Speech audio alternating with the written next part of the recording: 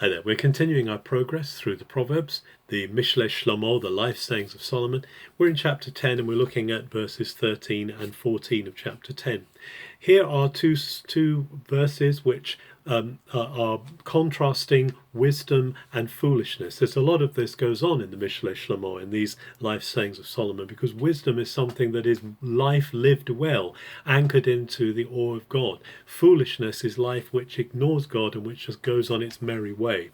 And it says that in the lips of the one who is discerning and who has wisdom, he's going to do well. That in the lips of him that has understanding, wisdom is found. But there's a rod for the back of the one who has no discernment. You know, we talk about people making a rod for their own back, and often that foolishness comes from the lack of wisdom, from the lack of living with an eye towards God and hearing what he says. And then in verse 14, Solomon says that wise men treasure up knowledge. They treasure up experience. But actually, the foolish mouth, the one who just speaks, shoots his mouth off, is actually heading for destruction. So there's a very powerful contrast here.